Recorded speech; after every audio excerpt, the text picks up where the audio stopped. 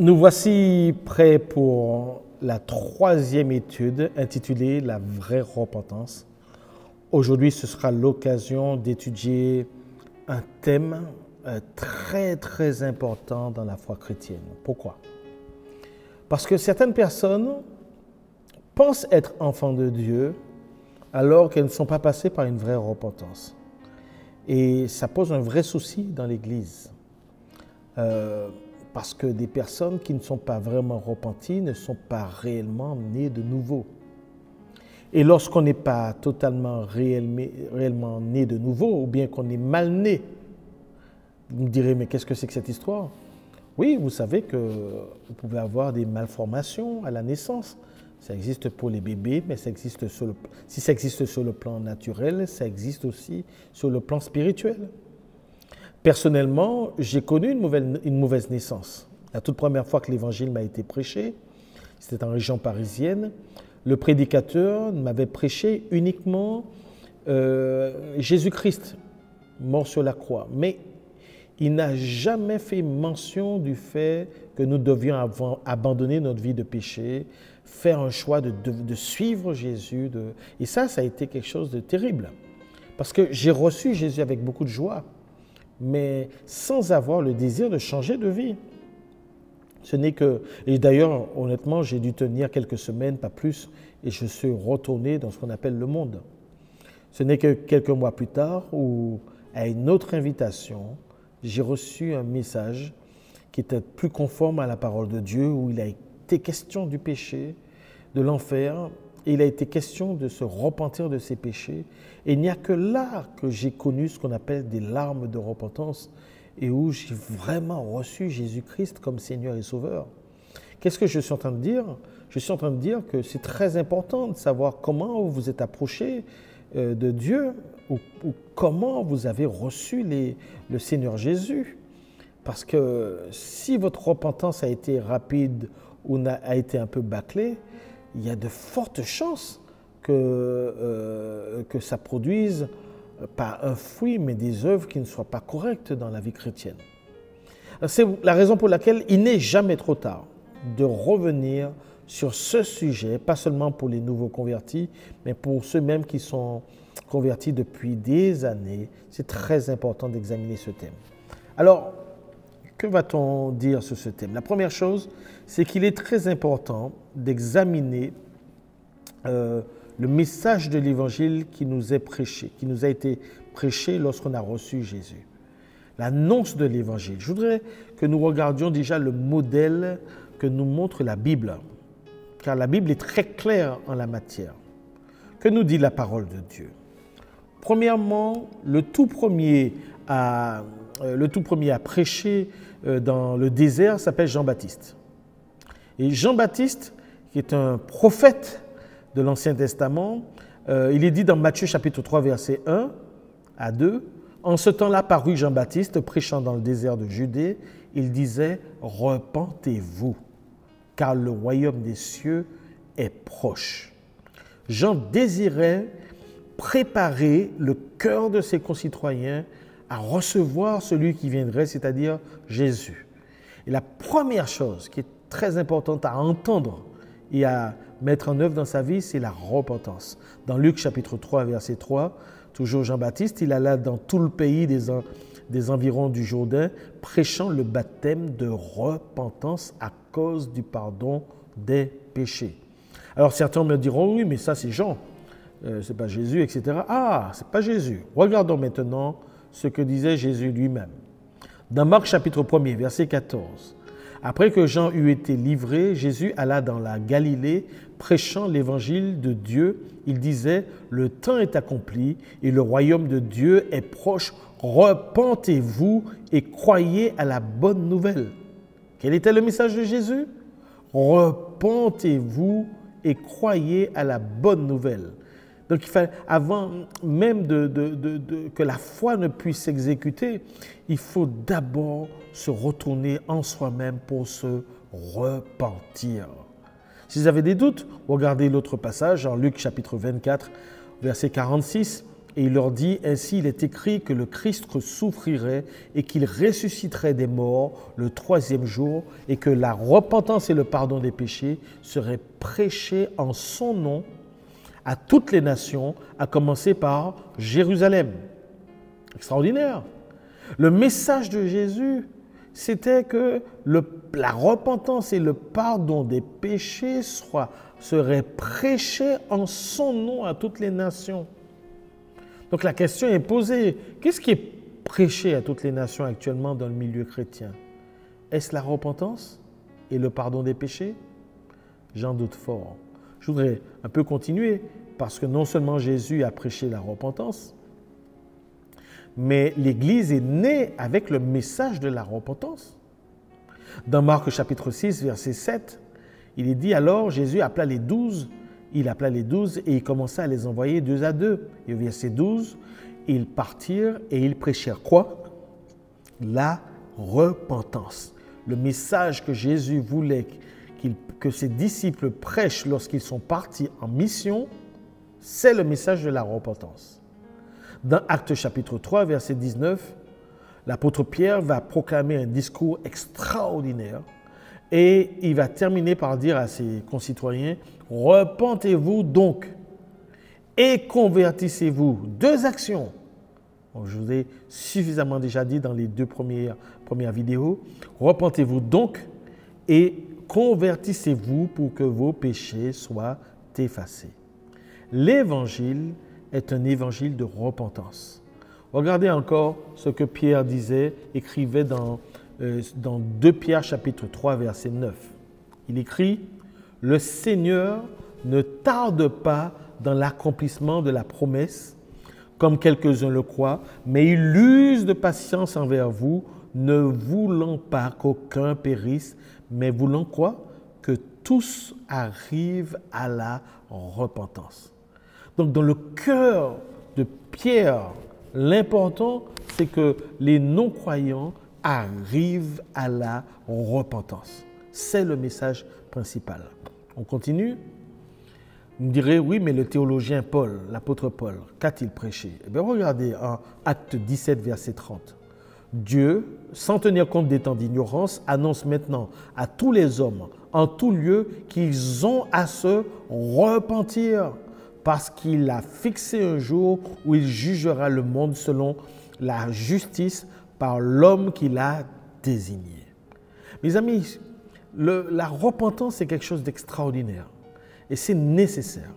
Et vous voyez que donc c'est le thème de prédilection, non seulement de Jean-Baptiste, mais de Jésus-Christ, de Pierre et de Paul ici. Que nous dit encore Paul ici, l'apôtre Paul, en Acte 20, verset 20, « Je n'ai pas craint de vous prêcher et de vous enseigner publiquement et dans les maisons, annonçant aux Juifs et aux Grecs la repentance envers Dieu et la foi en notre Seigneur Jésus-Christ. » La repentance envers Dieu et la foi en notre Seigneur Jésus-Christ. Pas de foi en Jésus-Christ sans repentance envers Dieu. Pas de repentance envers Dieu sans la foi en notre Seigneur Jésus-Christ. Les deux vont de pair, mais ça commence d'abord, toujours en première position, par la repentance envers Dieu. Donc c'est très important que nous puissions saisir ces choses. Alors maintenant, nous allons nous poser la question de la définition de la repentance. Qu'est-ce que c'est que la repentance? En quoi ça consiste de se repentir devant Dieu? Alors, la première chose, c'est que je voudrais vous dire, c'est que la Bible ne nous incite pas, s'il est dit une fois de confesser ses péchés les uns les autres, ça n'est écrit qu'une seule fois, mais jamais la Bible n'a institué le fait d'aller se repentir devant des hommes. Jamais. La repentance est faite envers Dieu, devant Dieu. Regardez, selon le dictionnaire biblique, dans l'Ancien Testament, le mot « se repentir », l'expression ou le verbe « se repentir », en hébreu traduit, ce qui est la traduction de « nacham », signifie changer d'état d'esprit, changer d'avis, se repentir, changer pour le mieux, modifier son comportement de tout son cœur en haïssant ses péchés passés. voyez que dans la conscience du juif, lorsqu'il était question de repentance, il savait que son système de valeurs devait changer. Ses habitudes devaient changer. Quelqu'un qui se repent change d'habitude, change d'état d'esprit. Il fait un tour à 180 degrés, il repart dans la direction opposée et le plus souvent à contre-courant de ce que tout le monde pense et fait. Et c'est quelqu'un qui doit modifier son comportement de tout son cœur, était dit, et qui doit haïr ses péchés passés. Haïr ses péchés passés. Selon le Nouveau Testament, l'expression, le verbe se repentir, qui est la traduction grecque de métanoïa, signifie être désolé, regretter, être profondément attristé et se repentir. Vous voyez? En fait, je vous ai écrit que le sens, il y a aussi le sens d'être consolé, d'être réconforté. Et c'est normal. Parce que quand on passe par la repentance, effectivement, le Seigneur va nous consoler et nous réconforter. Donc finalement, une bonne définition de la repentance serait laquelle? Serait que, et on retrouve l'essence de la repentance dans le texte de Jérémie, chapitre 8, verset 5. Pourquoi donc ce peuple de Jérusalem s'abandonne-t-il à de perpétuels égarements? Il persiste dans la tromperie, il refuse de se convertir. Je suis attentif, dit Dieu, et j'écoute. Il ne marche pas comme il devrait. Aucun ne se repent de sa méchanceté et ne dit « qu'ai-je fait ?» Tous reprennent leur course comme un cheval qui s'élance au combat. Que nous dit le prophète Jérémie ici, quelque part? Que la vraie repentance biblique, c'est une profonde tristesse que l'on ressent quand on accepte de s'examiner soi-même à la lumière de Dieu et qu'on prend conscience de ses péchés et de ses iniquités. Vous voyez, donc c'est cette émotion, ce sentiment interne de tristesse qui entre en nous, qui nous envahit jusqu'à provoquer en nous des larmes. Parce que soudainement, on se voit sous les projecteurs de Dieu, sous le projecteur de la parole de Dieu, et on constate qu'on a transgressé la loi de Dieu toute sa vie, qu'on a toujours été désobéissant et que nous sommes plus des enfants du diable que des enfants de lumière, et qu'on prend conscience de ça et que ça crée une crise de conscience en nous. C'est ça la repentance. Elle doit amener la tristesse. Elle doit amener la tristesse, cet examen, cette introspection, cet examen profond de sa propre personne à la lumière de Dieu. Donc, la repentance, c'est lorsqu'on comprend que Dieu veut que tous les hommes soient sauvés au point de nous avoir envoyé son Fils unique afin qu'il meure sur la croix pour le rachat de ses péchés. Vous voyez, en fait, cette tristesse doit nous pousser à nous convertir, c'est-à-dire à changer, décider de changer radicalement de vie. Vous voyez, parce qu'on peut ressentir du remords comme Judas, qui a eu le remords d'avoir livré le Fils de l'homme, le Fils de Dieu sur la croix.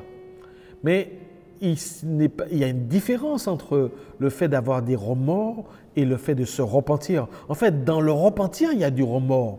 Mais le problème avec le remords, c'est que s'il reste là, il nous amène à la mort. Mais le repentir, c'est qu'en plus du remords, on prend la décision de changer de vie, de vivre une vie qui plaise au Seigneur. Et on prend une décision ferme. C'est une décision ferme de notre volonté. C'est un moment solennel où on s'arrête pour se poser la question, qu'ai-je fait? Qu'ai-je fait de ma vie? Qu'est-ce que Dieu pense de moi? Et qu'est-ce que j'ai fait avec ces années que Dieu m'a données? Avec le désir que désormais, ça va changer. Je vais abandonner ce que je faisais de mal parce que je veux maintenant marcher selon le Seigneur. Là, quand on a vécu cette chose, on peut dire qu'on est en train de vivre une repentance dans sa vie. Mais tant qu'on n'a pas eu ces choses-là, tant qu'il n'y a pas eu de tristesse, tant qu'il n'y a pas eu de larmes, alors les amis, je suis désolé, il y a de fortes chances qu'il n'y ait pas eu réellement de repentance. Et vous savez personnellement à quoi je reconnais des personnes qui qui ne sont jamais passés par de la repentance. Personnellement, mais je ne suis pas Dieu. Dieu seul sonde les cœurs et sait les reins. Mais je dis toujours à l'Église, c'est que quand je vois des individus qui ne pardonnent jamais, ça signifie que quelque part, ils n'ont jamais vécu le pardon de Dieu. Ils n'ont jamais été en position de coupable pour ressentir la joie aussi d'avoir été accepté par le Seigneur. Quand on a été soi-même pardonné, on peut pardonner d'autres personnes qui nous ont fait du mal. Mais lorsqu'on n'a jamais été dans une démarche de demander pardon sincèrement à Dieu et de se sentir coupable et d'avoir la grâce de Dieu sur sa vie, lorsqu'on n'a jamais vécu ça, on ne sait pas le faire pour d'autres personnes. Je voudrais que tu gardes ça quelque part dans ton esprit. Voilà. Donc la question maintenant que nous allons nous poser, c'est comment elle vient cette repentance? Est-ce que c'est moi qui l'a fait? Est-ce que ce n'est pas moi? D'où ça vient? Quelle est l'origine de la repentance? Alors si on veut se poser des questions sur l'origine de la repentance, bien sûr c'est toujours la Bible qui nous enseigne. Dans Acte 11, verset 18, il est écrit « Après avoir entendu cela, ils se calmèrent et ils glorifièrent Dieu en disant « Dieu a donc accepté la repentance, a donc accordé la repentance aussi aux païens, afin qu'ils aient la vie. » Extraordinaire. Qui a accordé la repentance? C'est Dieu. C'est Dieu qui accorde la repentance. Dans Jean chapitre 16, verset 8, « Et quand il sera venu, le Saint-Esprit, il convaincra le monde en ce qui concerne le péché, la justice et le jugement. » Donc le Saint-Esprit, c'est lui qui amène en nous la conviction intérieure que nous sommes pécheurs. C'est lui qui convainc de péché. Et donc finalement, c'est toujours Dieu, puisque le Saint-Esprit est Dieu. Donc on voit que la repentance est aussi une action du Seigneur sur nos vies. On continue encore. Il est écrit ici, c'est donc Dieu lui-même qui est à l'origine. Ce n'était pas un verset, c'est plutôt mon texte. C'est donc Dieu lui-même qui est à l'origine de cette tristesse. C'est lui qui nous permet de réaliser que notre péché nous mène en enfer et qu'il nous faut changer de direction de vie. Qu'est-ce que j'essaie de te dire actuellement? C'est qu'en réalité, c'est Dieu qui crée en nous les dispositions de cœur pour que nous nous sentions coupables de nos péchés. C'est lui. Et le fait qu'une personne passe par la repentance, c'est donc un don de Dieu. Donc ça signifie que cette personne a été choisie de Dieu, comme l'a écrit l'apôtre Paul, avant la fondation du monde pour qu'il soit saint et irréprochable devant Dieu. Donc seuls ceux qui sont élus de Dieu, sont prévus à salut, vont vivre cette repentance. Et si pendant que nous faisons cette étude, tu as le désir dans le cœur de vivre une vraie repentance, c'est certainement parce que le Seigneur t'a choisi pour écouter ce message. Il a choisi de te faire passer par cette réalité. Amen. Que Dieu te bénisse. On continue. Que se passe-t-il pour ceux qui refusent de se repentir? Alors pour ceux qui refusent de se repentir, c'est un peu plus compliqué. Il y a des gens qui sont fermés à l'action du Seigneur et qui jamais, même dans l'Église de Jésus-Christ, je ne parle pas seulement d'athées ou d'agnostiques, etc., ou de rebelles à Dieu, des personnes qui travaillent avec l'ennemi, mais même dans l'Église, il y a des gens qui refuseront de se repentir. Ils aiment le religieux. Alors écoutez ce que l'apôtre Paul dit sur eux. Je vous ai fait une petite représentation d'un cœur, mais qui est enchaîné, qui est fermé. Il est enchaîné parce qu'il est endurci de colère, pour la colère de Dieu. Regardez dans Romains chapitre 2, verset 4. « Ou méprises-tu les richesses de sa bonté et de sa patience et de sa longanimité, ne reconnaissant pas que la bonté de Dieu te pousse à la repentance ?» Vous voyez, c'est toujours Dieu qui, par sa bonté, veut nous pousser à la repentance. « Mais par ton endurcissement, dit l'apôtre Paul, et par ton cœur impénitent, tu t'amasses un trésor de colère pour le jour de la colère et de la manifestation du juste jugement de Dieu qui rendra à chacun selon ses œuvres. Il réserve la vie éternelle à ceux qui, par la persévérance à bien faire, cherchent l'honneur, la gloire, l'immortalité, mais l'irritation et la colère à ceux qui, par esprit de dispute, sont rebelles à la vérité et obéissent à l'injustice. Que nous enseigne ici l'apôtre Paul? Que ceux qui s'endurcissent, ceux qui refusent de se repentir, qui entendent le message de Dieu et qui ne reconnaissent pas la bonté de Dieu, ceux qui entendent le message de l'Évangile et qui ferment leur cœur, qui ont un cœur donc impénitent, endurci, Dieu dit que ces personnes s'amassent un trésor de colère pour le jour du jugement. Extraordinaire. Il dit aussi qu'ils attirent sur eux l'irritation et la colère de Dieu, parce qu'ils sont rebelles à la vérité et qu'ils préfèrent donc l'injustice à la justice. Donc c'est très grave d'entendre les messages, les messages de la croix, de l'évangile de Jésus-Christ, de l'appel à la repentance, et de dire ça ne me concerne pas, ou bien bon, je verrai ça un peu plus tard, ou bien quand je resterai un peu plus vieux. C'est extrêmement grave, parce qu'on est en train de s'endurcir. Dans Luc chapitre 13, verset 5, qu'est-il écrit?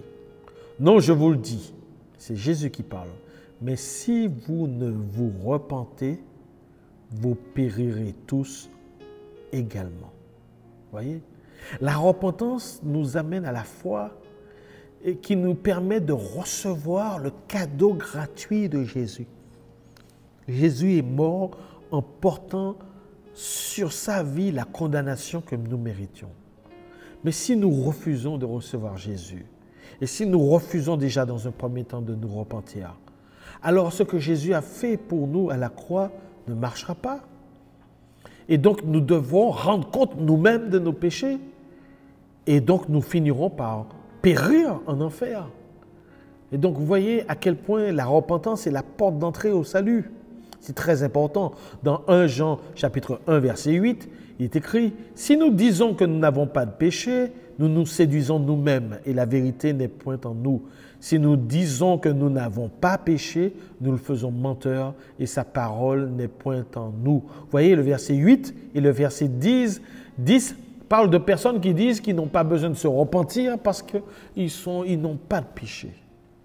Ils n'ont point péché. Certains diront « j'ai très peu péché ». Et je vous rappelle quelque chose que j'ai déjà expliqué, que la justice ne s'occupe pas de ce que nous faisons de bien.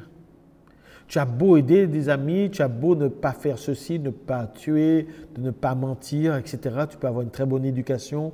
Oui, il n'y a pas de souci. Mais tout ce que nous avons dit de mal sur terre a été enregistré depuis notre naissance. Tout ce que nous avons fait de mal est enregistré. Tout ce que nous avons pensé de mal est enregistré. Et tout le bien que nous aurions dû faire, que nous n'avons pas fait, ce qu'on appelle les péchés par omission, sont aussi notés. Donc ça signifie que dans le ciel, personne n'a de casier judiciaire vierge. Donc si quelqu'un veut se comparer à d'autres personnes, la justice ne compare jamais deux personnes qu'elle doit instruire en justice. Non, jamais. Elle prend une personne et elle s'occupe des fautes de cette personne. Si tu as menti ne serait-ce qu'une fois dans ta vie, la Bible dit qu'à cause d'un seul péché, la personne doit aller en enfer. Le salaire du péché, c'est la mort, peu importe le degré ou de gravité du péché. Et c'est très clair. Donc si quelqu'un dit qu'il n'a pas péché, qu'il n'a pas besoin de se repentir, c'est extrêmement grave, c'est présomptueux, c'est orgueilleux et c'est une personne qui pense qu'elle sera sauvée en comparaison à d'autres, c'est-à-dire qu'elle est dans les œuvres. Elle n'a pas compris qu'on est sauvé par la foi seul, sans faire d'œuvre. Alléluia. Et donc, nous devons faire attention. Il ne faut pas jouer avec ça, il ne faut pas refuser ou relativiser cette notion de repentance. Il faut se repentir devant Dieu, c'est très important. Dans Apocalypse chapitre 9, verset 20, qu'est-il écrit?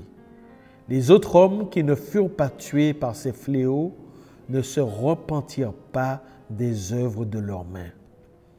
Ils ne cessèrent pas d'adorer les démons et les idoles d'or, d'argent, d'airain, de pierre et de bois qui ne peuvent ni voir, ni entendre, ni marcher, et ils ne se repentirent pas de leur meurtre, ni de leur enchantement, ni de leur débauche, ni de leur vol. Voyez? Et c'est ça la chose. La Bible n'arrête pas. Depuis la Genèse jusqu'à l'Apocalypse, il y a un appel de Dieu pour que l'homme se repente. Et vous savez, ce qui me crève le plus le cœur, c'est en pensant à Adam, le premier homme qui a vécu sur terre. Le premier couple a péché devant Dieu et jusqu'à présent, j'ai du mal à comprendre pourquoi ils ne se sont pas repentis devant Dieu. Ils ont désobéi à l'ordre de Dieu. Pourquoi il n'y a pas eu un pardon? Pourquoi? Non, parce que leur cœur a été rapidement endurci. Depuis la Genèse jusqu'à l'Apocalypse, comme on le voit dans ce passage, la Bible veut que les hommes se repentent. Dieu sait qu'aucun homme n'est parfait, mais Dieu attend de chaque homme qu'il reconnaisse qu'il a péché devant lui et que tout homme a transgressé sa loi. Ce n'est pas grand-chose, mais Dieu attend un cœur vrai qui avoue qu'il n'est pas pur et saint devant sa face. Amen. On continue encore. Certains diront, oui, mais moi je veux me repentir. Comment se repentir? Alors, la repentance, ce n'est pas quelque chose de simple. Vous voyez, la toute première fois, on m'a dit, voilà, répétez, Seigneur, je te demande pardon pour tous mes péchés, etc., etc. Et c'était comme une sorte de prière, une litanie, quelque chose à répéter sans vraiment comprendre. Et là, je n'ai pas pu rentrer dans une vraie repentance parce que je n'ai pas saisi de quoi il s'agissait. Et là, je reviens dessus. Si on vous a fait répéter une prière, Dieu, je te demande pardon pour tous mes péchés, voilà, etc. Et voilà, et on pense qu'on s'est repenti, c'est pas ça. Non. Même si tout pasteur, tout serviteur de Dieu, tout évangéliste devra quand même aider un nouveau à répéter une prière simple. Mais il faudra approfondir la notion parce qu'il faudra approfondir sa repentance. Il faudra s'asseoir, examiner son cœur, regarder un peu ce qu'on a fait dans son passé et se tenir devant Dieu avec un cœur contrit et dire au Seigneur, je regrette vraiment. Si on a juste répété une phrase et qu'on n'est jamais rentré dans cette repentance, mes amis, on n'a jamais vécu ce que Dieu demande. Je voudrais vous relever quelques versets qui montrent les étapes importantes qui sont dans la repentance. Les étapes importantes. La première chose, qu'il faut être convaincu qu'on est pécheur. Très important. Bien sûr que c'est une œuvre du Saint-Esprit, mais la résultante, c'est qu'à un moment donné, je prends conscience que je suis sale devant Dieu, que je suis méprisable devant Dieu, que je ne suis pas aussi bien que je le pensais. Et c'est très important. Bien sûr que c'est le Saint-Esprit qui va nous montrer la laideur de notre péché, mais il faut que ça arrive quand même à un moment donné. Vous voyez, l'apôtre Pierre, au jour de la Pentecôte, a prononcé un discours extraordinaire. Lui et ses disciples et lui, c'est pas ses disciples, mais ses contemporains, ou plutôt les autres disciples de Jésus et lui-même, étaient dans une chambre haute. Ils ont vécu ce jour de la Pentecôte extraordinaire. Et quand ils sont sortis, la foule était assemblée devant eux parce qu'eux aussi ont entendu ce bruit, ce fracas dans le coin. Alors, Pierre a prononcé un discours extraordinaire. Il a expliqué aux Juifs que le Messie qu'ils attendaient, vous voyez, le Messie que vous attendiez depuis si longtemps, vous l'avez crucifié. Quoi? Oui, c'était ce Jésus qui est venu et qui a guéri des malades parmi vous, qui a fait du bien, et vous l'avez crucifié. Et quand les disciples, quand la foule a entendu ça, leur cœur a été vivement touché parce que le Saint-Esprit était en train d'agir dans les cœurs à ce moment-là. Et regardez ce que la Bible nous dit à ce moment, au verset 37 du chapitre 2 du livre des Actes des Apôtres. Après avoir entendu ce discours, ils eurent le cœur vivement touché. Ils dirent à Pierre et aux autres apôtres, « Hommes frères, que ferons-nous » Vous voyez un peu comment ils ont été touchés? C'est-à-dire que, voilà, ils ont compris qu'ils ont fait une faute. Et là, leur cœur est touché. Et comme leur cœur est touché, il pose la question à Pierre, mais qu'est-ce que nous allons faire maintenant? Parce qu'il n'est pas question de plonger, de se laisser mourir dans le remords. Il faut une solution pour sortir de cette situation. Et Pierre leur dit, repentez-vous Et il y a une autre étape, que chacun de vous soit baptisé au nom de Jésus-Christ pour le pardon de vos péchés. Nous parlerons du baptême plus tard et vous recevrez le don du Saint-Esprit. Nous revenons un peu plus tard. Mais la première chose que Pierre leur demande, c'est de se repentir. De se repentir. Pas de baptême sans repentance. Pas de baptême sans repentance. C'est très important. Le baptême doit quand même signifier qu'on va laisser son ancienne vie dans cette eau pour remonter et ressortir de l'eau dans une nouveauté de vie. Je laisse derrière moi mes péchés. C'est très important.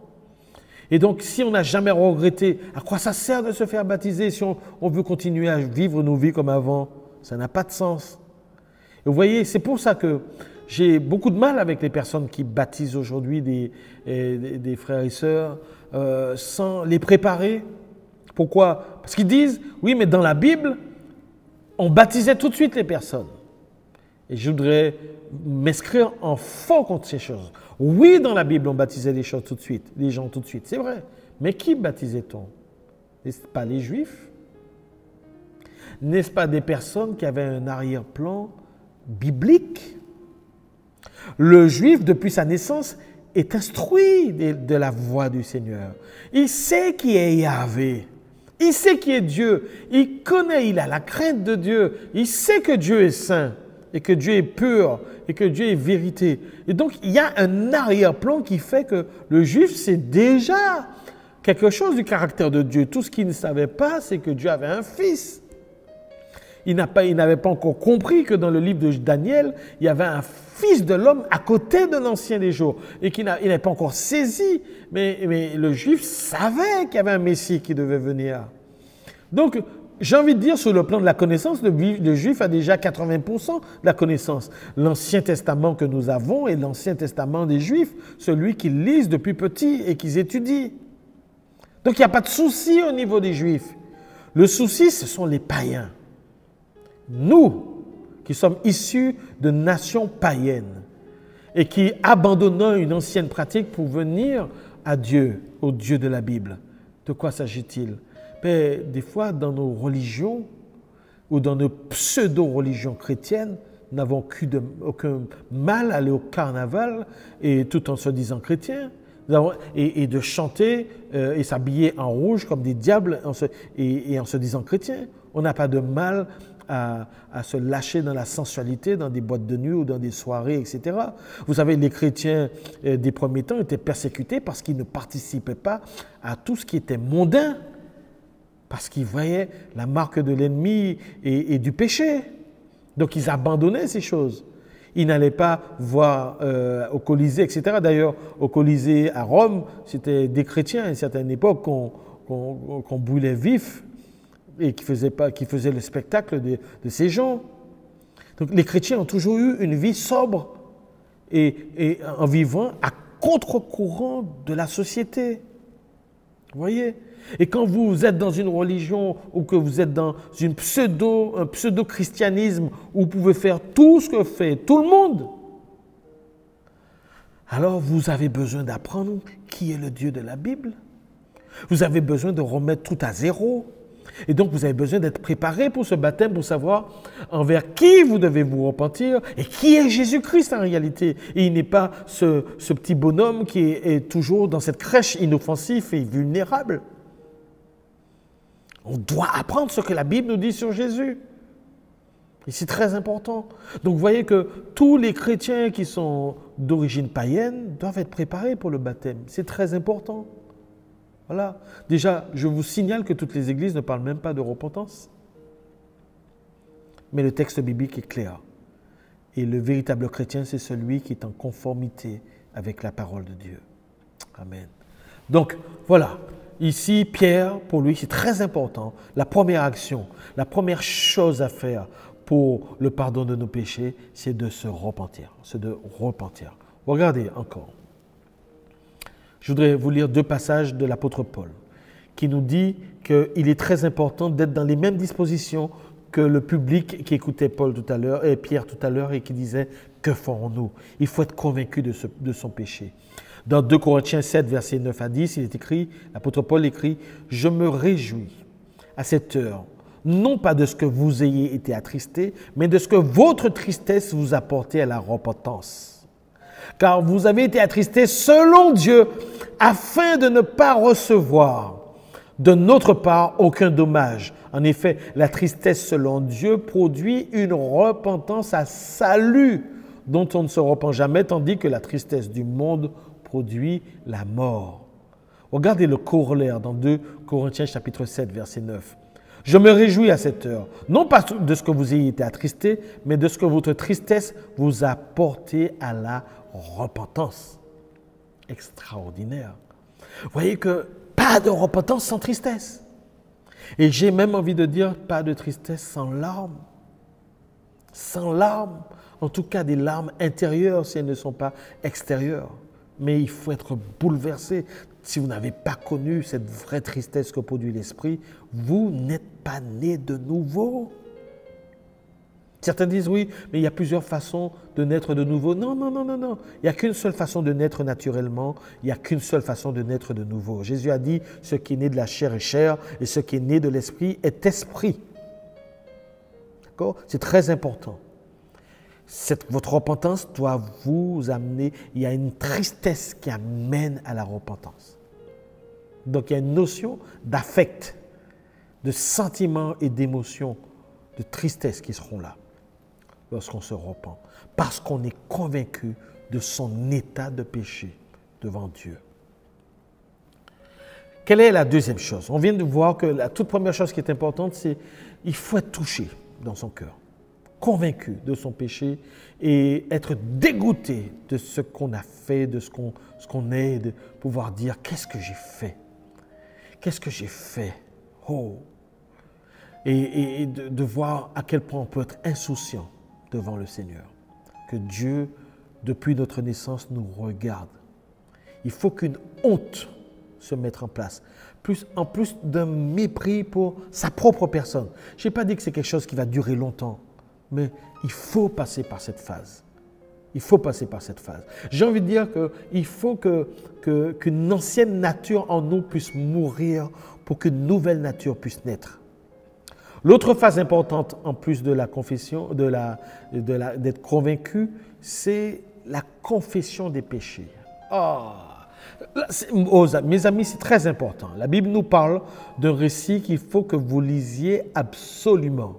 Dans Luc chapitre 13, c'est cette parabole du fils prodigue où un jeune homme n'attend pas que son père soit mort pour lui demander son héritage. Vous savez que déjà, sur ce plan-là, son père n'aurait jamais dû lui donner quoi que ce soit. Ça ne se fait pas de toute façon. Mais lui, il veut son héritage tout de suite. Et on voit que son père accepte de lui donner. C'est encore quelque chose d'incompréhensible.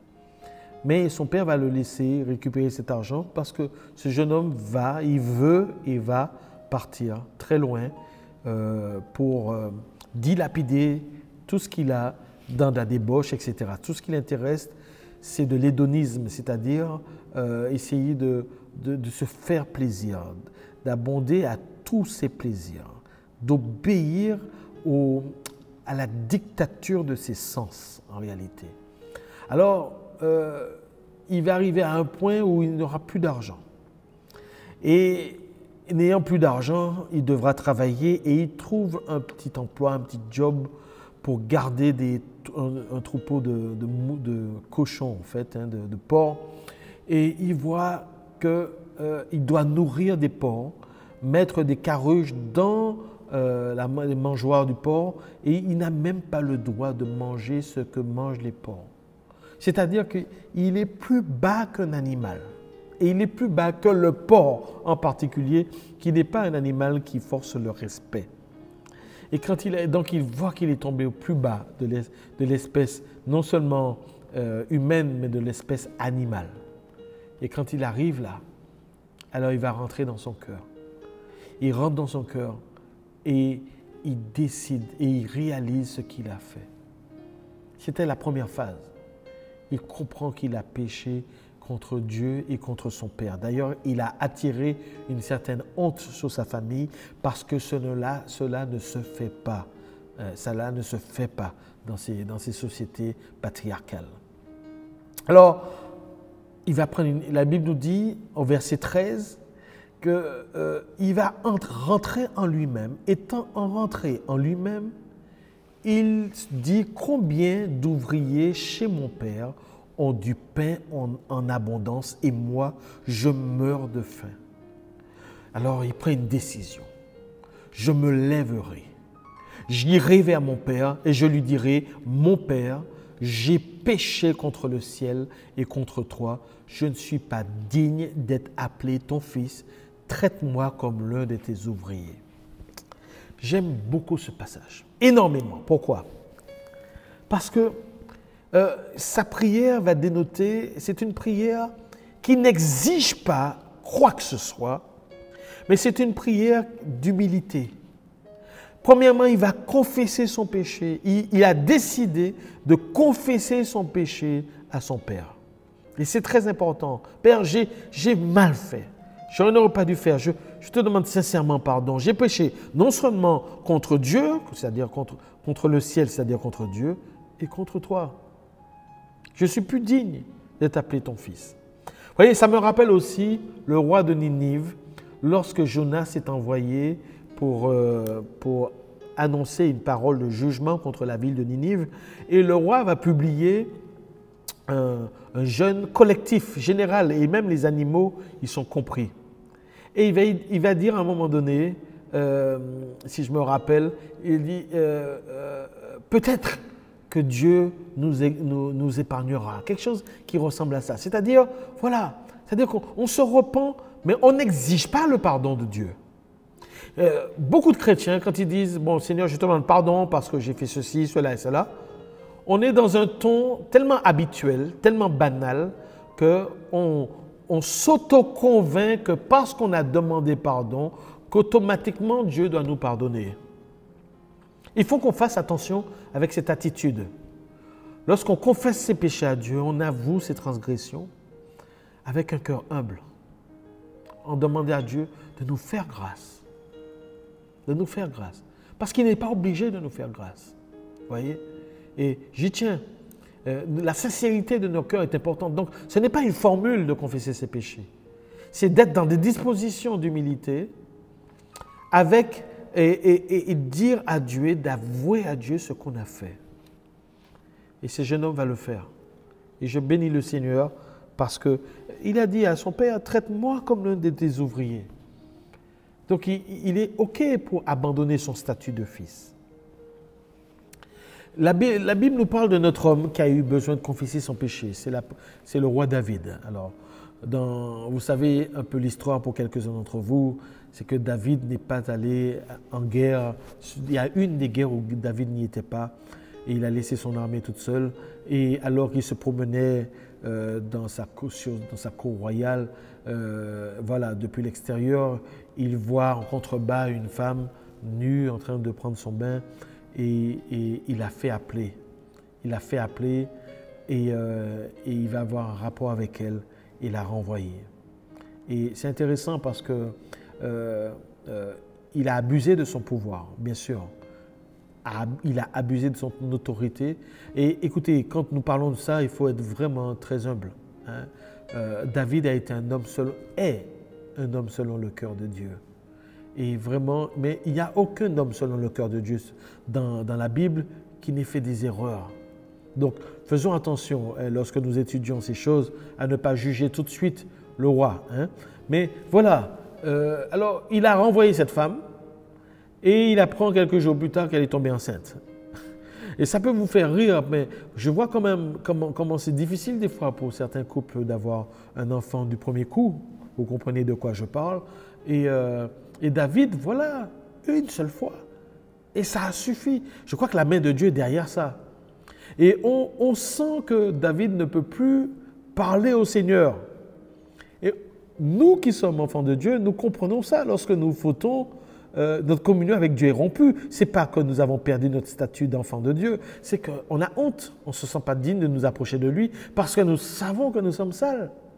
Et David est resté plusieurs jours, on ne sait pas combien, plusieurs jours sans parler à Dieu, sans prier, sans avoir de relation, parce qu'il savait ce qu'il avait fait. Qu'est-ce qu'il avait fait? Cette femme est tombée enceinte et David ne voulait pas être accusé d'avoir manqué à ses obligations parce que cette femme était mariée. Et je ne vais pas rentrer dans les détails maintenant, mais David a tout fait pour que le mari qui était à la guerre puisse rejoindre sa femme et honorer son mariage, honorer le lit conjugal afin de faire passer cet homme, Uri, pour le père de l'enfant. Mais jamais ça a pu être possible. Et donc, comme l'homme est reparti à la guerre, David a donné des instructions pour que l'homme soit en première ligne, et il est rapidement décédé. Et David a pris cette femme avec lui. Voilà. Alors, toute cette période-là, sa communion avec Dieu est rompue. Et il va expliquer un peu ce qu'il a vécu intérieurement dans le psaume 32. Versets 3 à 5, il dit « Tant que je me suis tu », c'est-à-dire tant que je ne priais pas, que je ne parlais pas à Dieu, mes os se consumaient. Mais je gémissais toute la journée, car nuit et jour, ta main s'apesantissait sur moi. Ma vigueur n'était plus que sécheresse, comme celle de l'été. Je t'ai fait connaître mon péché. Je n'ai pas caché mon iniquité. J'ai dit, j'avouerai mes transgressions à l'Éternel. Et là, et alors, tu as effacé la peine de mon péché. Avez-vous vu, mes amis, ce qui s'est passé? Il est resté longtemps sans parler, mais lorsqu'il a décidé de rompre le silence, c'était en confessant ses péchés à Dieu. Et lorsqu'il a dit à Dieu ce qu'il a fait, librement, en vérité, quand il a avoué ses transgressions, alors Dieu a effacé ses péchés. Si on veut que nos péchés soient effacés, il faut confesser nos péchés à Dieu. Il faut lui dire ce que nous avons fait. Il faut lui avouer. Il faut arrêter d'être dans l'orgueil ou dans la présomption. Il faut s'humilier devant Dieu et lui dire, voilà, Père, j'ai péché contre toi. Voilà ce que j'ai fait dans ma vie. Dieu le sait, mais Dieu veut nous entendre le dire. Dieu veut nous entendre le dire. C'est ça qui est très, très important. Donc la confession des péchés est importante. Et certains disent, mais il suffit simplement de demander pardon à Dieu pour tous ses péchés. Mes amis, je vous dirais que ce n'est pas vrai. Le temps de repentance, ça doit prendre du temps pour se repentir. Il faut prendre le temps qu'il faut. Parce qu'il va falloir revenir dans sa vie, revenir dans son passé pour mettre les choses à nu devant Dieu. Écoutez, dans le psaume 51, versets 3 à 6, nous avons une belle confession. Il est dit, « Ô Dieu, aie pitié de moi dans ta bonté. Selon ta grande miséricorde, efface mes transgressions. Lave-moi complètement de mon iniquité et purifie-moi de mon péché. Car je reconnais mes transgressions et mon péché est constamment devant moi. J'ai péché contre toi seul et j'ai fait ce qui est mal à tes yeux, en sorte que tu seras juste dans ta sentence, sans reproche dans ton jugement. » Vous voyez que c'est pas... On retrouve de la prière de confession au psaume 51 et encore ailleurs, de David. Tant que nos péchés, nos consciences nous condamnent, on continue à confesser. Et quand je parle de nos consciences, c'est souvent le Saint-Esprit qui met le doigt sur ce qui n'a pas été dans nos vies. C'est très important. Nous continuons encore. Dans 1 Jean chapitre 1, verset 9 à 10, il est dit, « Si nous confessons nos péchés, il est fidèle et juste pour nous les pardonner et pour nous purifier de toute iniquité. Si nous disons que nous n'avons pas péché, nous le faisons menteur et sa parole n'est point en nous. » Cette dernière parole concerne ceux qui pensent qu'ils n'ont pas besoin de confesser ou de se repentir. Mais pour nous qui sommes sincères, la Bible nous dit, si nous confessons nos péchés, il est fidèle et juste pour nous les pardonner. C'est extraordinaire parce que Dieu est capable de nous pardonner là où les hommes ne le font pas. Des fois, notre cœur ne veut pas nous pardonner, et parce que le remords nous ronge, mais Dieu nous pardonne. Et la Bible nous dit que Dieu est plus grand que notre cœur. Donc, les amis, quand nous confessons nos péchés, nous devons savoir, avec un cœur humble, nous devons savoir que Dieu est fidèle. Il a promis de nous les pardonner. Il a promis de nous pardonner et il est aussi juste. Pourquoi? Parce qu'en réalité, nos péchés que nous lui confessons étaient sur Jésus.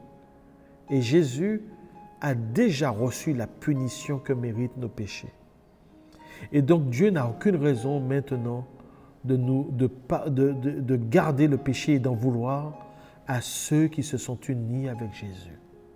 C'est ça qu'il faut comprendre.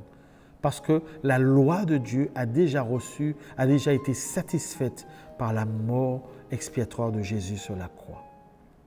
Et donc Dieu est fidèle et juste pour nous les pardonner.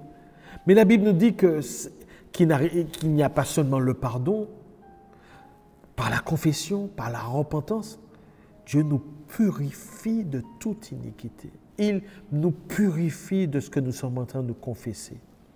Alors, je voudrais faire une grande parenthèse maintenant parce que je sais qu'il y a certaines habitudes, pour ne pas dire certains esclavages, de choses que nous pouvons demander pardon, pour lesquelles nous demandons pardon à Dieu et qui reviennent à plusieurs reprises. Et on finit par se dire, mais ce n'est pas vrai, j'ai déjà demandé pardon à Dieu et je suis retombé dans cette addiction. Alors si tu n'es pas sincère alors, et Dieu ne va pas me pardonner. Il ne faut pas parler ainsi. Ce qui est important, c'est d'être sincère au moment où on confesse ses péchés. Au moment où on confesse ses péchés, c'est très important. Il faut être sincère, avec le désir d'arrêter. Et il y aura sans doute des tentations. Mais vous savez, Dieu sait aussi que nous ne sommes pas des robots. Ça signifie quoi? Que certains auront la force d'arrêter, par exemple, je ne sais pas, quelqu'un qui fumait de l'herbe, par exemple. Certains auront la force d'arrêter de fumer de l'herbe immédiatement, parce qu'il y aura une aide surnaturelle du Seigneur. Mais lorsqu'on est addict de ces choses, la personne va confesser son péché et va arrêter de fumer peut-être pendant 2 jours et peut-être que ça va revenir.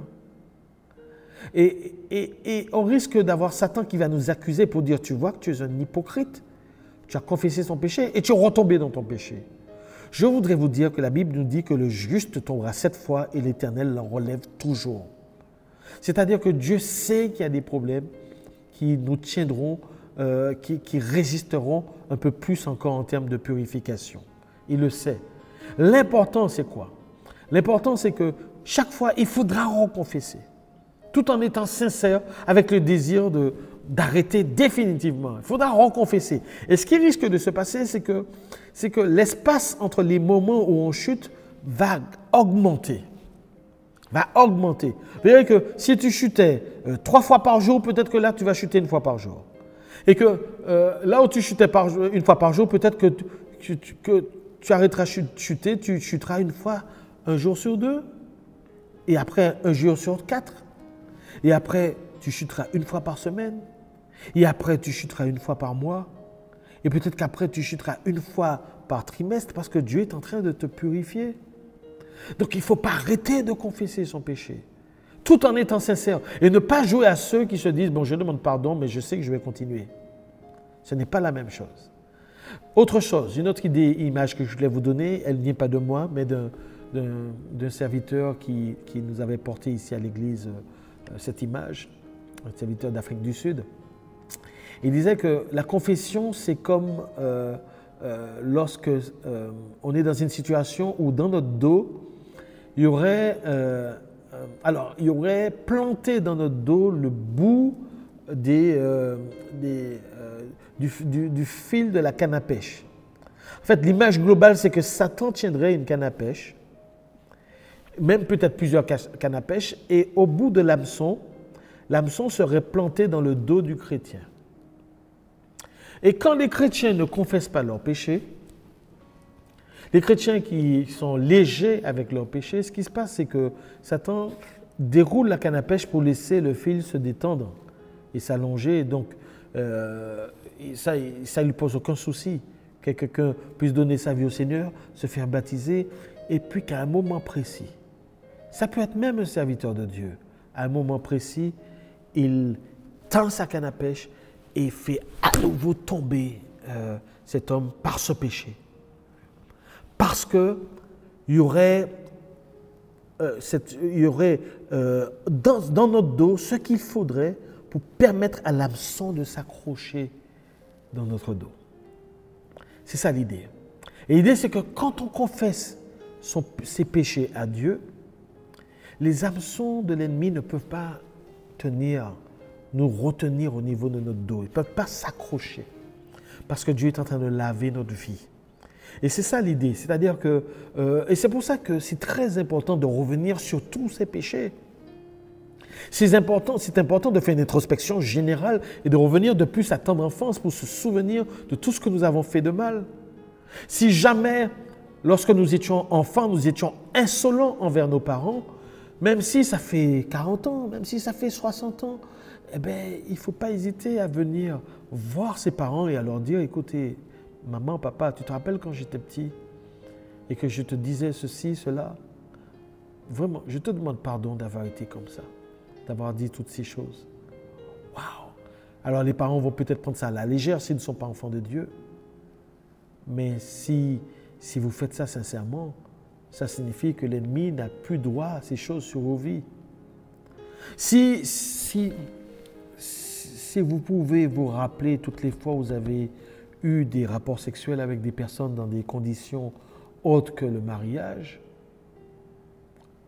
il faut faire son possible pour aller les voir. Dis quoi? On en parlera dans quelques instants. Mais il faudra confesser son péché. On confesse son péché à Dieu, mais on confesse aussi son péché à la personne à qui on a fait du tort. Ça fait partie de la réparation. On continue encore un tout petit peu, vous allez comprendre. Ben, on y est.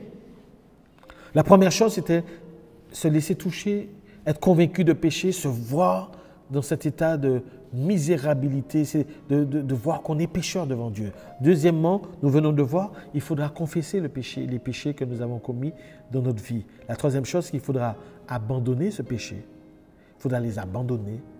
C'est pour ça que quand on confesse avec le désir d'abandonner. Si on n'a pas décidé d'abandonner ce qu'on faisait, mais ça ne sert à rien.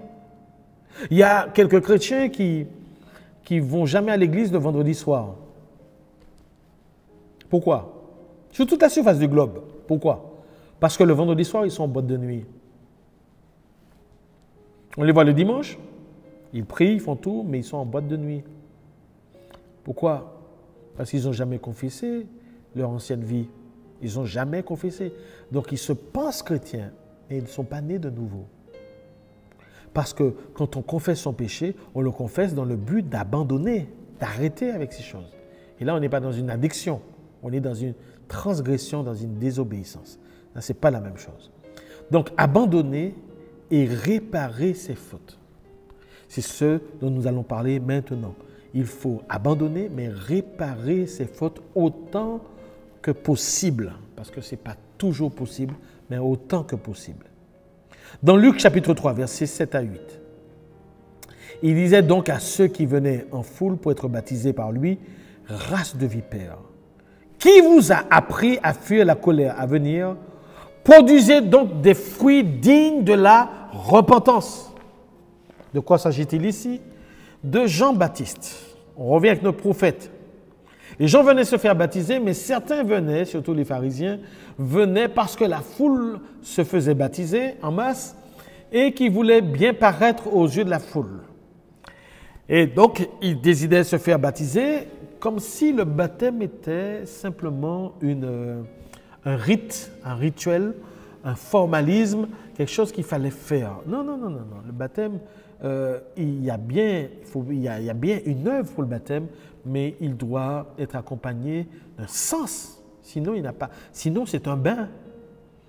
Figurez-vous que, je vais le dire tout de suite, il y a des personnes qui vivent dans une situation immorale, selon Dieu, mais c'est totalement permis dans notre siècle.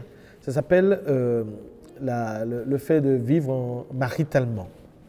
C'est-à-dire qu'on vit avec quelqu'un, on a même des enfants avec cette personne, alors qu'on n'est pas marié avec cette personne. C'est-à-dire qu'on n'est pas engagé avec cette personne.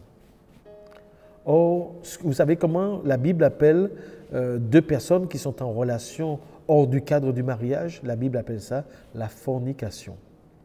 Donc on est dans le péché, selon Dieu. Et malheureusement, des fois, un des deux veut se marier. Mais le plus souvent, il y en a un qui ne veut pas se marier. On se demande s'il ne veut pas laisser la porte ouverte ou si c'est une question de terrain, d'héritage, etc. Peu importe. Mais pour Dieu, ça s'appelle de la fornication. Quand deux personnes vivent dans la fornication, ils sont dans un domaine, ils sont dans le péché devant Dieu. Faut-il les baptiser? Faut-il les baptiser? C'est ça la question. Jean-Baptiste dit qu'il faut produire d'abord des fruits dignes de la repentance. Produire d'abord, pas de baptême sans produire des fruits dignes de la repentance. Est-ce qu'il est en train de dire qu'il baptise des personnes qui sont devenues saintes, parfaites, pures? Non, non, non, non, non. Mais des personnes qui ont rangé leur vie. De quoi s'agit-il? Jésus dit de venir à lui tel que nous sommes. Jésus ne rejette personne. Viens à moi tel que tu es. Mais je voudrais nous rappeler que Jésus est mort pour nos péchés. Et donc, entre le temps où on donne sa vie à Jésus et le temps où on se fait baptiser, il faut produire des fruits dignes de la repentance. Il faut abandonner ce qu'on faisait. Il faut confesser ses péchés. Il faut réparer les fautes. Ça signifie que si on vit maritalement, il faut sortir de cet état. Et sortir de cet état, ça signifie qu'il faut se marier. Il faut se marier. Alors, si les deux personnes sont en train de faire une démarche devant Dieu, c'est plus facile. Il faut simplement qu'ils se retirent et se mettent devant le Seigneur pour savoir si vraiment ils sont appelés à vivre l'un avec l'autre pour l'éternité, et pour l'éternité, en tout cas sur terre, et qui demandent confirmation au Seigneur. À partir de ce moment-là, les personnes, pour sortir de l'état de péché, devraient se marier. Une fois qu'ils sont mariés, ils ne sont plus dans le péché. Et une fois qu'ils ne sont plus dans le péché, ils ont produit les fruits dignes de la repentance. On peut maintenant les baptiser. Vous voyez? Parce qu'ils ont réparé leurs fautes. Mais si une personne dit qu'elle s'est repentie et que la personne est toujours dans la fornication ou dans l'adultère, alors il y a un problème. Et Jean-Baptiste ne baptiserait jamais ces personnes parce que ces personnes n'ont pas produit le fruit digne de la repentance. C'est-à-dire, se repentir doit produire un fruit. Il y a des choses à mettre en place dans sa vie. Il y a des choses à ranger dans sa vie. C'est pour ça que je disais tout à l'heure que si jamais on sait qu'on a eu de multiples relations avec des personnes, autant que possible, appelez ces personnes. Si possible, les voir, mais au moins les appeler et lui demander pardon à cette personne d'avoir eu des relations avec elle avant, sans être marié. Et même si la personne nous rejette, mais devant Dieu, on a confessé nos fautes à cette personne, et on est clair devant cette personne. C'est très important, les amis. Nous devons réparer le mal que nous avons fait. Très important. Dans Acte 26, verset 20, il est écrit ici, « À ceux de Damas, d'abord, puis à Jérusalem, dans toute la Judée et chez les païens, j'ai prêché la repentance et la conversion de Dieu à Dieu, avec la pratique d'œuvres dignes de la repentance. Si je sais que j'étais dans la sorcellerie, si je sais que j'étais dans la voyance, si je sais que je consultais des morts, etc., si je sais que j'étais dans ces choses ou que j'allais voir des sorciers ou des gars des affaires, etc., il faut que j'arrête ces choses, que je confesse ces choses à Dieu. Alors, je ne vais pas les confesser au gars des affaires, de l'avoir vu, d'être allé le voir. Mais je demande pardon à Dieu et j'arrête ces choses. Ce n'est pas possible de consulter l'ennemi tout en ayant une relation avec Dieu. Vous ne pouvez pas avoir Dieu et le diable en même temps. Il faut soit vous servez l'un ou vous servez l'autre, mais pas les deux en même temps. Ce n'est pas possible. Donc, c'est à vous de choisir. En tout cas, si vous essayez de faire ça avec Dieu, de toute façon, Dieu vous refusera sa porte. Ce n'est même pas la peine d'essayer. Vous voyez? Donc, la repentance doit être accompagné de la pratique d'œuvres dignes de la repentance. Il faut réparer ses fautes autant que possible. Et une des fautes qu'il faut le plus qu'il faut dire. Alors regardez dans Proverbe chapitre 28, je voudrais revenir sur un exemple dans quelques instants. Proverbe 28, verset 13, « Celui qui cache ses transgressions ne prospère point, mais celui qui les avoue et les délaisse, pas avouer seulement, mais celui qui les avoue et les délaisse obtient miséricorde. » C'est-à-dire que celui qui avoue ses transgressions sans les délaisser n'obtient pas miséricorde. Soyons clairs. Dans Luc chapitre 19, versets 8 à 9, la Bible nous parle d'un certain Zachée. Alors je ne vais pas trop m'étendre, mais c'est un chef de publicain. C'est un homme qui travaillait à la solde des Romains et qui était collecteur d'impôts. Et vous savez qu'à l'époque, les collecteurs d'impôts s'enrichissaient sur le dos du peuple parce qu'en plus de l'argent qu'il fallait remettre à César, en tout cas aux Romains, des taxes romaines, ils augmentaient les impôts pour leur propre poche. Et Zachée était un des chefs, donc il était riche, mais il était mal vu de la société parce que c'était un homme corrompu et voleur. Mais quand il a rencontré Jésus, et que Jésus l'a invité à le recevoir chez lui, et que Zachée a recueilli Jésus chez lui, et que Zachée a reçu Jésus. Il est dit ici, mais Zachée, se tenant devant le Seigneur, lui dit, « Voici, Seigneur, je donne aux pauvres la moitié de mes biens, et si j'ai fait tort à quelqu'un, si j'ai fait tort de quelque chose à quelqu'un, je lui rends le quadruple. » Jésus lui dit, « Le salut est entré aujourd'hui dans cette maison parce que celui-ci est aussi un fils d'Abraham. » Extraordinaire. C'est-à-dire que cet homme n'a pas seulement reçu Jésus, mais sa repentance l'a amené à prendre de nouvelles dispositions pour réparer les torts qu'il avait commis. Et vous voyez, donc il va prendre des décisions drastiques de rendre ce qui comptait le plus à ses yeux, c'est-à-dire son argent, sa fortune, mais de rendre une partie de ces choses. Et ça, c'est extraordinaire. Et parce que là, il y a des fruits dignes de la repentance, Jésus dit que le salut est entré dans cette maison. C'est ça l'idée. Donc, se repentir sans qu'il y ait des œuvres n'est pas la repentance.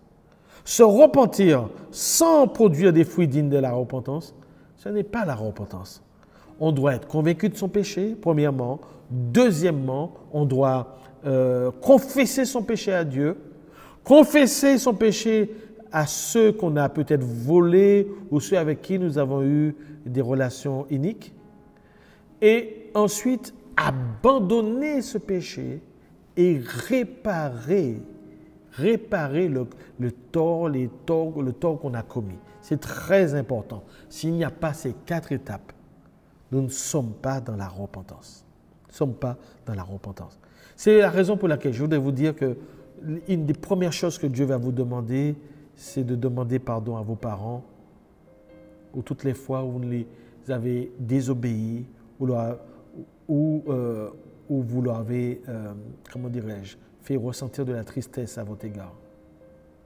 Si vous avez dérespecté vos parents, si vous avez été dur avec vos parents, si vous avez abandonné vos parents, c'est le moment d'aller réparer ces choses.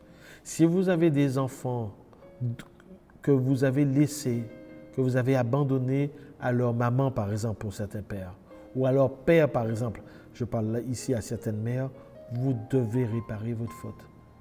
Demandez pardon à vos enfants et essayez de retisser une relation, même si vous allez être rejeté peut-être du premier coup, mais Dieu verra vos efforts. Vos efforts. Et il faut que vos enfants entendent ou que vos parents entendent pardon. Pardon, j'ai fait du mal, je t'ai fait du mal, je te demande sincèrement pardon. Il faut qu'ils entendent des choses, même s'ils rejettent la démarche, mais il faut qu'ils l'entendent. C'est très, très important. Je le répète, honore ton père et ta mère afin que tes jours se prolongent. Très important. Et maintenant, on va terminer avec les bienfaits de la repentance. Pourquoi c'est important? Pourquoi c'est important? Je ne vais pas tout donner maintenant, mais au moins 2 points. La première chose, c'est que c'est la joie dans le ciel. Dans Luc 15, versets 3 à 7, il est dit, c'est Jésus qui parle, mais il leur dit cette parabole. Lequel d'entre vous, s'il a 100 brebis et qu'il en perde une, ne laisse les 99 autres dans le désert pour aller à la recherche de celle qui est perdue jusqu'à ce qu'il la trouve. Lorsqu'il l'a trouvée, il la met avec joie sur ses épaules. Vous avez vu le mot joie? Il la met avec joie sur ses épaules et de retour à la maison, il appelle ses amis et ses voisins et leur dit « Réjouissez-vous avec moi car j'ai trouvé ma brebis qui était perdue. » De même, je vous dis qu'il y aura plus de joie dans le ciel pour un seul pécheur qui se repent que pour 99 justes qui n'ont pas besoin de repentance. Oh, c'est extraordinaire. Les justes qui n'ont pas besoin de repentance, ce sont ces personnes qui estiment qu'ils sont parfaits, qui n'ont pas besoin de confesser leurs péchés à Dieu, etc. Donc, il n'y aura pas de joie pour ces personnes. Mais chaque fois qu'un pécheur, c'est-à-dire vous et moi, chaque fois qu'un pécheur se repent devant Dieu, alors que nous sommes dans la tristesse sur terre, dans le ciel, c'est la joie. C'est la joie. C'est la joie au milieu des anges, c'est la joie au milieu de tous les frères et sœurs qui sont morts dans le Seigneur et qui sont auprès de Dieu actuellement. Il y a de la joie. Et vous savez que dans le livre des Hébreux, il est dit que nous nous sommes approchés d'une montagne sainte et d'une nuée de témoins. Et l'apôtre Paul nous a souvent parlé de courir comme étant dans un stade. C'est-à-dire que l'idée que j'ai, c'est, vous savez, lorsque vous avez, je ne sais pas, un Paris Saint-Germain, Marseille, ou bien vous avez un Paris-Barça, par exemple, un match de football, et que vous avez un joueur de l'équipe française qui va marquer un but. Dans la France, ça va être la joie. C'est dans la France entière, ça va être la joie. Parce qu'à cause d'un seul but, tout le monde va se lever derrière son poste de télévision. Je ne parle même pas de ceux qui sont au stade, c'est la folie. Chaque fois qu'il y aura un but, ce sera de la folie. Je voudrais vous dire que je crois qu'on n'est pas tellement loin. Le moment où tu te repens de ton péché, ou le jour où tu t'es repenti de ton péché, ton prénom a résonné dans le ciel. Et ton prénom a résonné dans le ciel. Alors si tu t'appelles Marie ou bien si tu t'appelles Steve, peu importe, si tu t'appelles Marie, il y a eu comme ton nom qui a retenti de le ciel. Marie s'est repentie de son péché et a reçu Jésus comme Seigneur et Sauveur. Waouh! Et les anges se sont écriés waouh! Et tous les frères et sœurs qui ont trépassé et qui sont en attente de la résurrection ont crié waouh! Et ton nom a résonné parce qu'enfin, encore une qui n'ira pas en enfer. Et puis, peut-être que, donc, si tu t'appelles, je ne sais pas, Eric ou bien Justin, peu importe, hein, t'appelles Eric, ton nom a résonné dans le ciel, mon frère. Pendant que tu étais en train de t'humilier sur terre, en train de pleurer sur ton péché, là-haut, c'était la fête. Il y aura plus de joie dans le ciel pour un seul pécheur qui se repent que pour 99 justes qui n'ont pas besoin de repentance.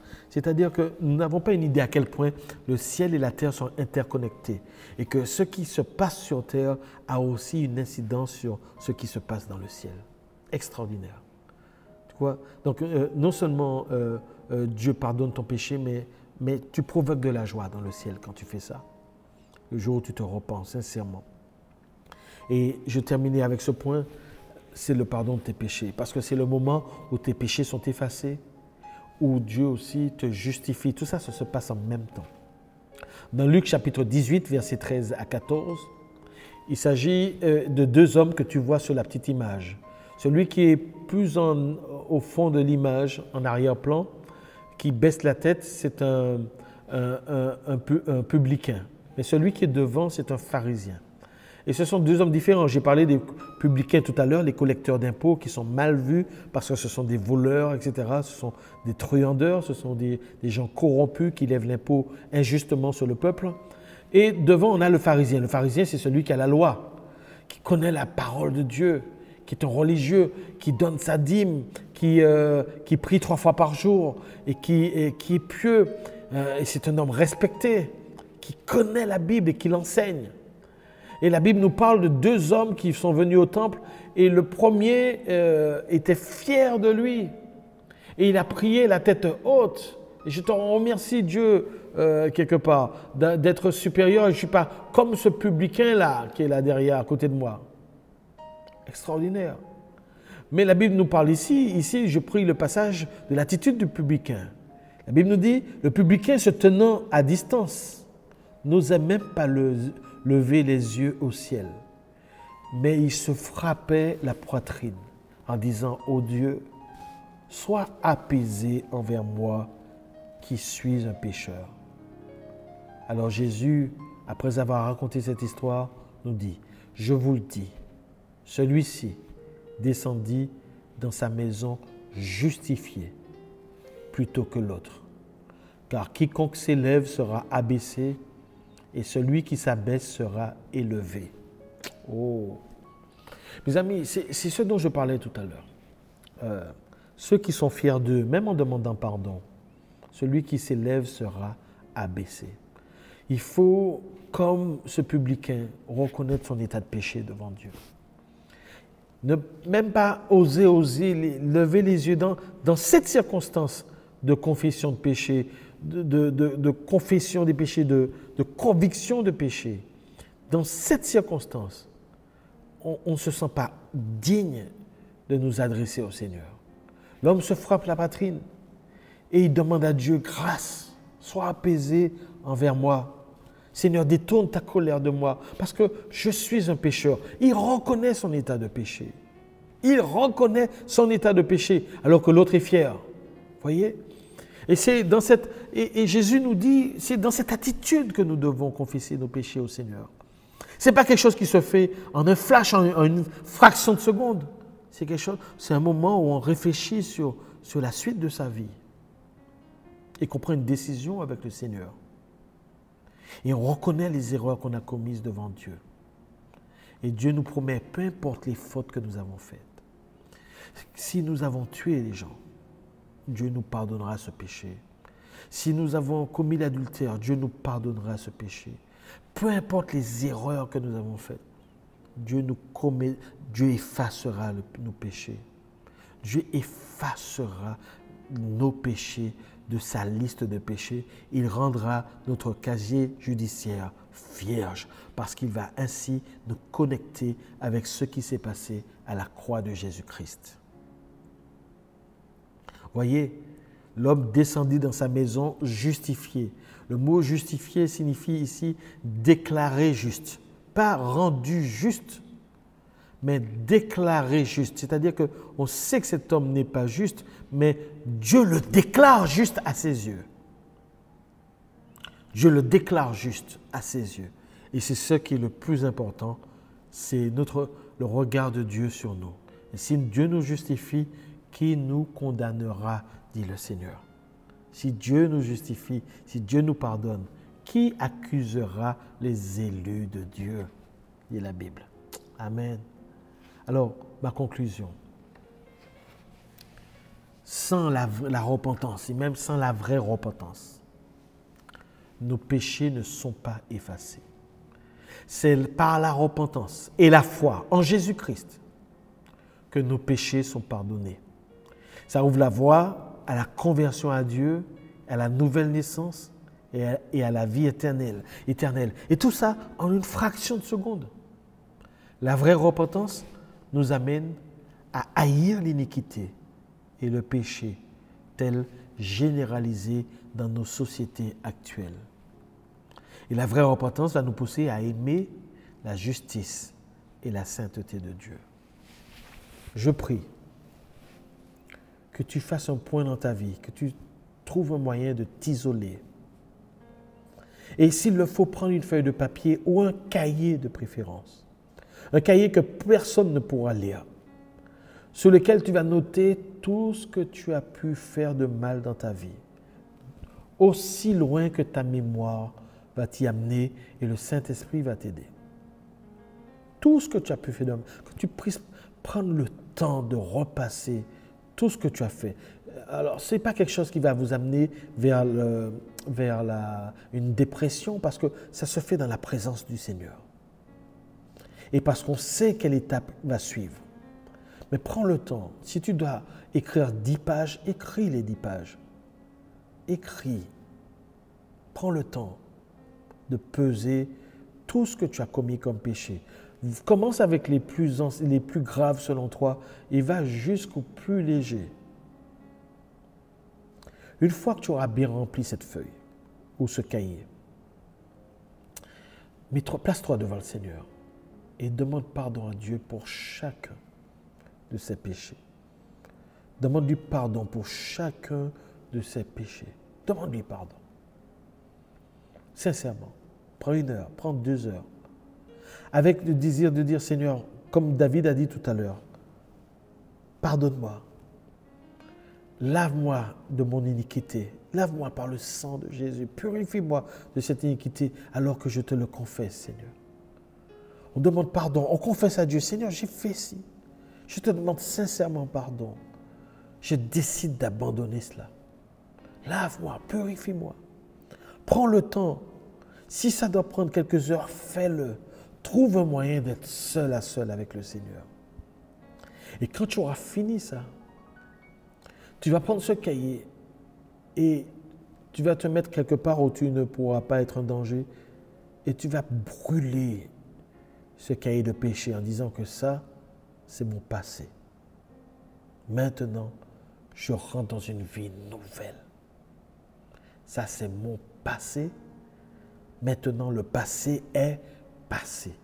Quand tu auras fini, tu brûles tout ça et tu ne veux plus en entendre parler. Alléluia. C'est symbolique, mais spirituellement, ça va te faire du bien. Je rends grâce à Dieu pour ce moment que nous venons de vivre.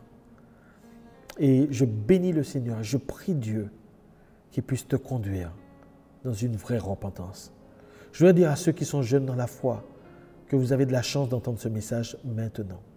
Mais que ceux qui ont un peu plus d'années dans la vie chrétienne, il n'est jamais trop tard. Il n'est jamais trop tard pour bien faire. Refaites cette démarche en l'approfondissant maintenant.